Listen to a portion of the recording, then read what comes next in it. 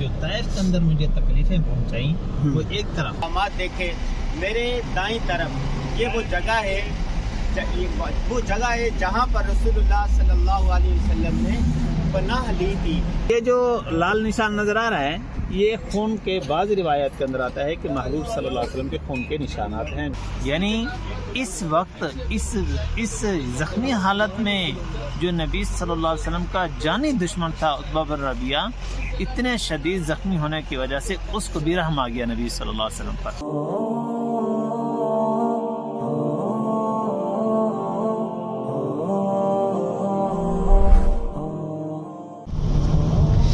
طائف سے مکہ کے طرف جو نیا راستہ بنا بڑا خوبصورت ہے. دیکھیں جگہ جگہ کیبل کار بھی ہے، یہ نظر آ رہی کیبل کار، اور جگہ جگہ بندر بھی ہیں. خوبصورت نظارے ہیں. ہاں یہ چشمہ بھی ہے جی.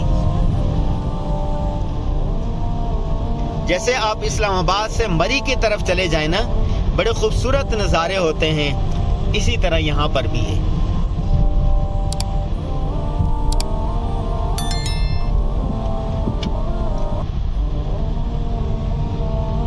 وہ دیکھیں کیبل کار نظر آئی، کیبل کار اور یہ اوپر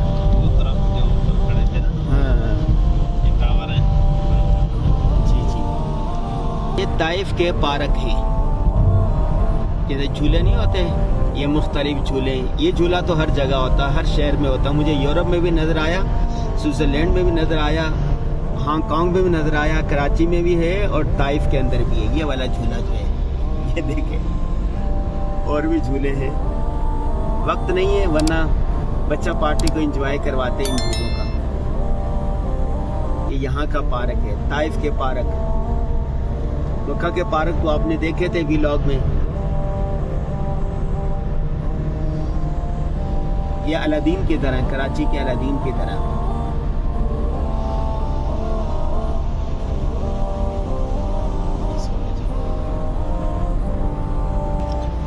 طائف کے وہ باغ جہاں رسول اللہ صلی اللہ علیہ وسلم نے کو تکلیفیں دی گئی تھی، آپ صلی اللہ علیہ وسلم نے پناہ لی تھی، وہ ان کے نشانات ہیں.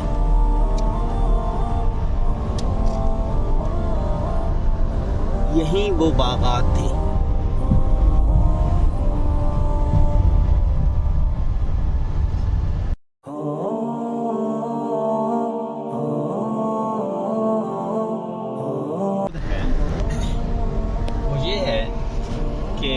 محبوب صلی اللہ علیہ وسلم کے مبارک دین کے مٹنے کا احساس پیدا ہو جائے کہ طائف کے سفر محبوب صلی اللہ علیہ وسلم نے کیوں کیا.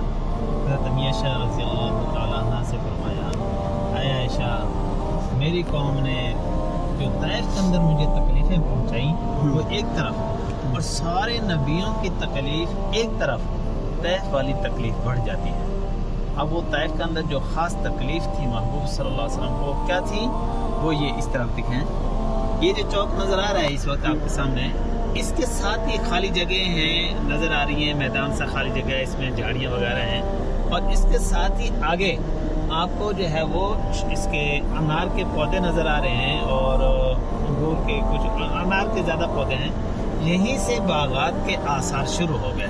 یہ آپ دیکھیں یہ جو درخت نظر آ رہے ہیں، اور اس چوک سے لے کر آگے یہ جو باؤنڈری جو جا رہی ہے، دیوار جا رہی ہے، یہ ساری باغ کی دیوار ہے. یہ وہ دیوار، وہ باغ جس کے اندر محبوب صلی اللہ علیہ وسلم کو سب سے زیادہ تکالیف پہنچائی گئی.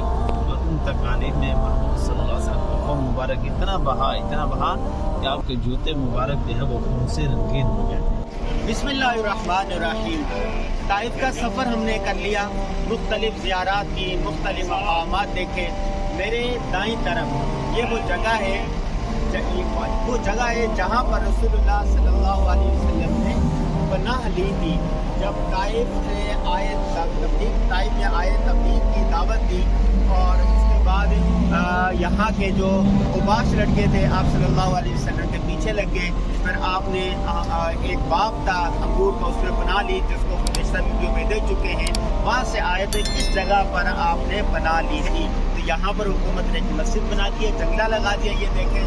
اور دنیا بھر سے لوگ آتے ہیں، دنیا بھر سے آئے ہوئے مسلمان یہاں پر آ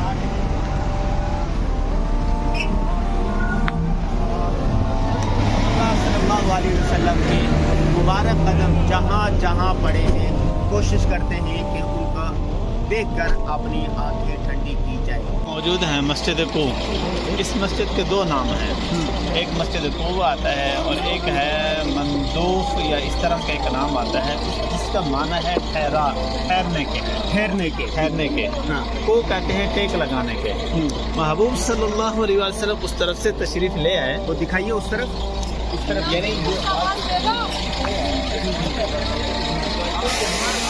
इस पत्थर के साथ वो पत्थर दिखाइए। इस पत्थर के साथ टेक लगाई नबी सल्लल्लाहु अलैहि वसल्लम ने। ये जो सामने ग्रिल के नीचे पत्थर रखा है ना, इस पत्थर के साथ महबूब सल्लल्लाहु अलैहि वसल्लम ने टेक लगाई। टेक लगा के जख्मी हालत के अंदर बैठे। ये जो धब्बा नजर आ रहा है रेड कलर का सुर्ख निशान जो नजर आ रहा है, रिवायात के अंदर ये आता है कि इस पत्थर ने महबूब सल्लल्लाहु अलैहि वसल्लम का खून मुबारक चूस लिया था।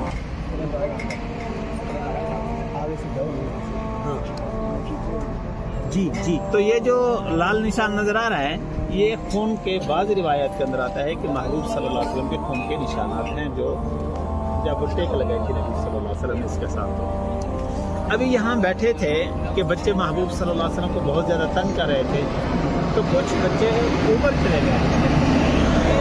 दो पत्थर ऊपर लटके हुए हैं, ये ब्राउन कलर के, देखो दो पत्थर ये हैं और एक पत्थर ऊपर है ब्लैक वाला। इन तीनों पत्थरों में से किसी एक पत्थर को बच्चों ने धक्का दिया कि उनका मकसूद ये था कि पत्थर के नीचे आकर ये हलाक हो जाएंगे।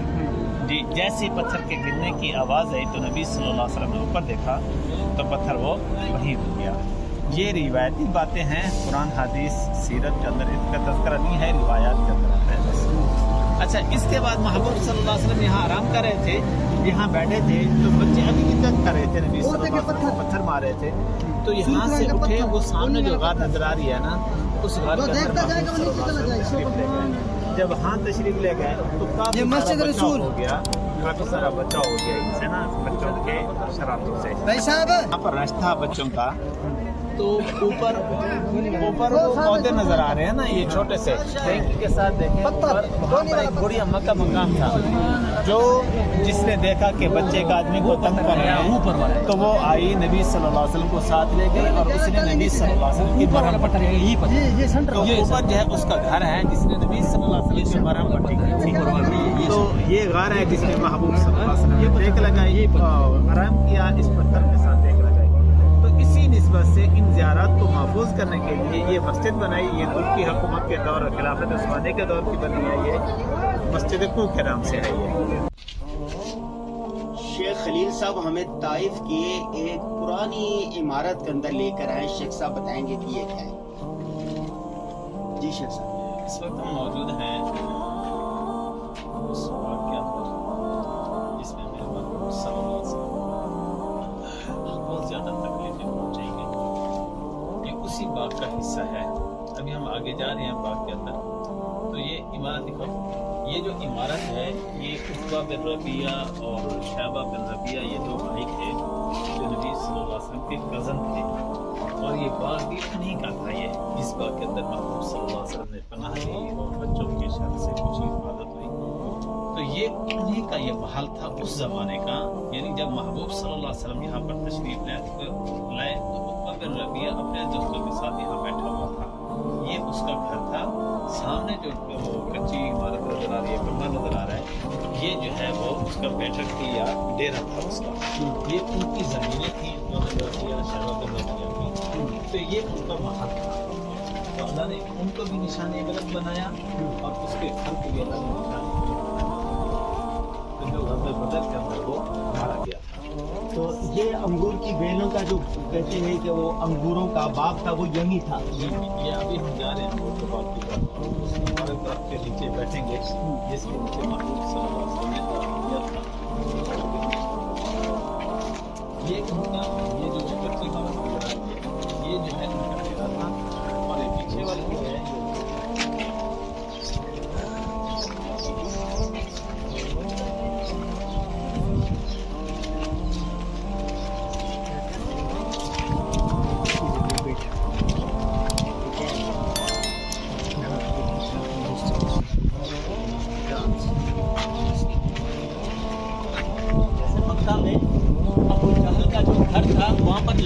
बना दिए, हुकूमत ने वहाँ पर बाथरूम बना दिए। मक्का में जहाँ अबू जहल का जो घर था,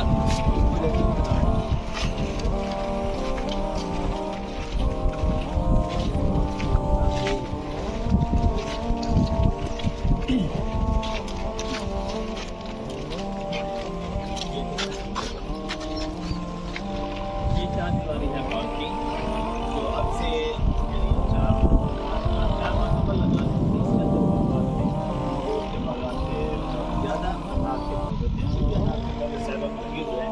लेकिन ज़्यादा जो है वो हुकूमत ने जिसके भी है ये ज़मीनें हैं उन्होंने ख़त्म करके अब काश्तकारी शुरू कर दी है।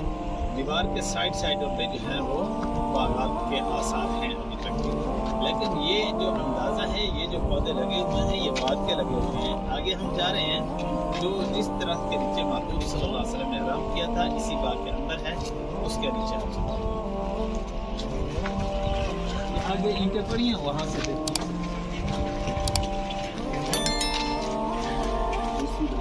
जो जख्मों से और खून से तरबतर हैं, यहाँ पर आकर आराम किया।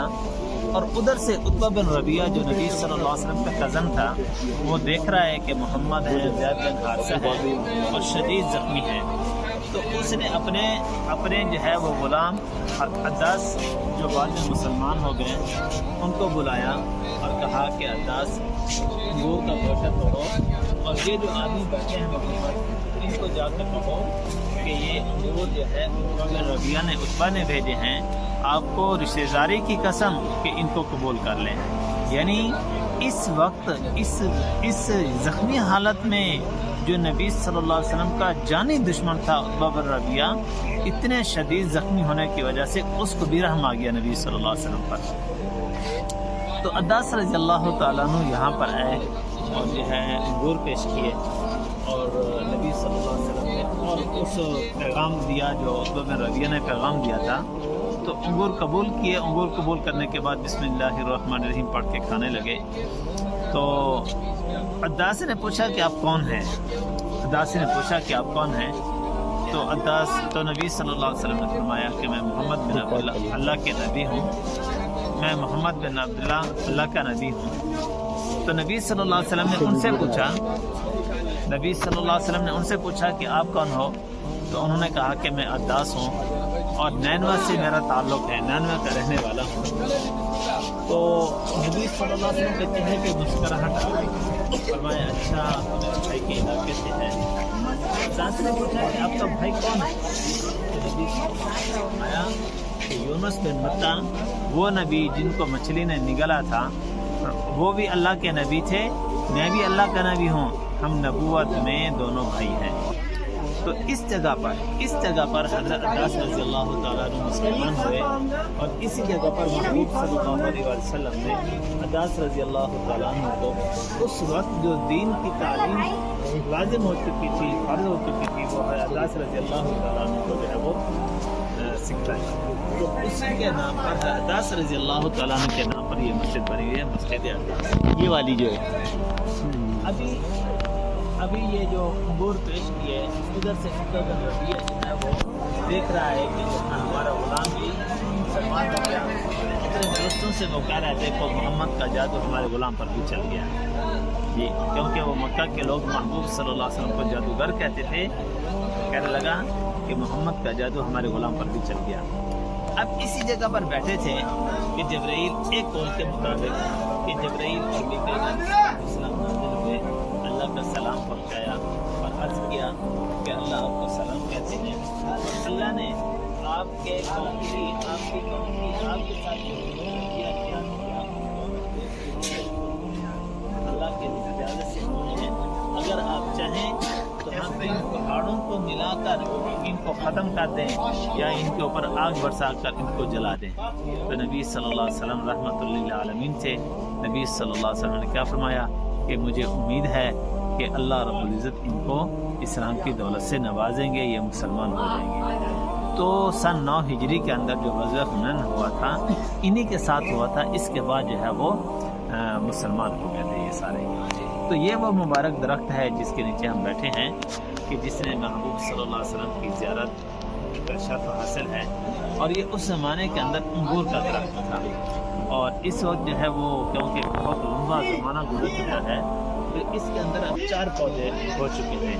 ایک انگور کا ہے، ایک شہتوت، ایک انجیر، اور ایک جو سامنے چھوٹے چھوٹے پھولوں والی یہ بیل اگی ہوئی ہے. یہ 4 پودے ایک ہی جگہ پر ہوئے جس نے چھتری بنائی. یہاں پر جہاں پر یہ باغ ہے وہاں پر مختلف قسم کے قدیم پھل موجود ہے. شہتوت ہے کتنے بڑے بڑے، اور یہ میرے خیال انجیر ہے. انجیر ہے نا؟ ہاں. اسٹرابری، انگور، جی انگوروں کا باغ جو تھا اور اسی سے منسوب یہ انگور ہے.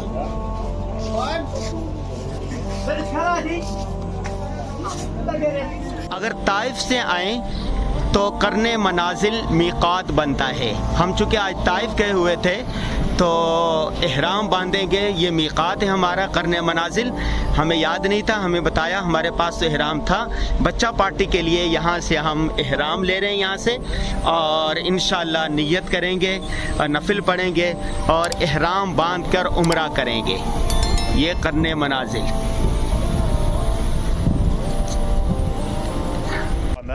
احرام باندھا وہ سل کبیر والا ہے میقات. یہ اس کے سین میں بنایا گیا ہے کرنے منازل علیحدہ روڈ میں. اچھا. بسم اللہ الرحمن الرحیم.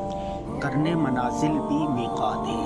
جب آپ طائف سے آئیں تو کرنے منازل میقات کہلاتا ہے. یہ میں کرنے منازل مسجد میں کھڑا ہوں. تو ہم طائف کے ہوئے تھے، طائف سے آئے ہیں تو احرام باندھنا ضروری تھا، تو یہاں سے ہم نے فیملی کے ساتھ احرام باندھا ہے اور نوافل پڑھے، نیت کر لی ہے، اور اب جا رہے ہیں عمرہ کرنے کے لیے. الحمدللہ اللہ تبارک و تعالیٰ نے کئی میقات سے عمرہ کروا دیا. مدینہ منورہ سے بھی، ذوالخلیفہ سے عمرہ کروا دیا، مسجد عائشہ سے بھی عمرہ کروا دیا، یہ لملم جو پاکستان والوں کا وہاں سے عمرہ کروا دیا، طائف سے آئے تو بھی عمرہ کروا دیا. یہ اللہ تبارک و تعالیٰ کا فضل و کرم ہے. یہ میقات جو بنا ہوا بڑا خوبصورت بنا ہوا، بڑی اچھی جگہ پر بنا ہوا ہے. تو آپ بھی جب کبھی طائف آئے تو طائف سے ضرور عمرہ کریں. کرنے منازل مسجد، اندر سے خوبصورت مناظر. باہر سے نکلے مسجد کے تو اس طرح کے نظارے نظر آتے ہیں. بہت خوبصورت نظارہ، چاروں طرف پہاڑ ہی پہاڑ ہیں. اس کے یہ جو میقات ہے اس کے چاروں طرف پہاڑ ہے. کرنے منازل مردوں کے لیے الگ جگہ ہے، عورتوں کے لیے الگ جگہ ہے نماز پڑھنے کی. یہ دیکھیں،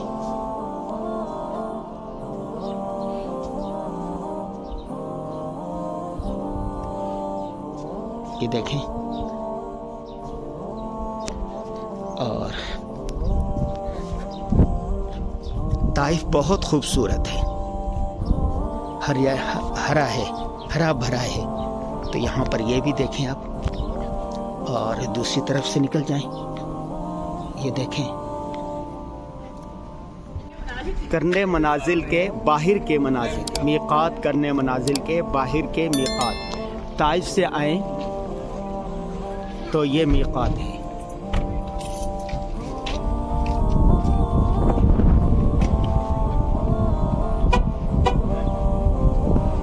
چاروں طرف پہاڑیاں، چاروں طرف پہاڑیاں ہیں اس کی. سبحان اللہ. اگر احرام نہ ہو کسی کے پاس تو یہاں سے خرید سکتے ہیں.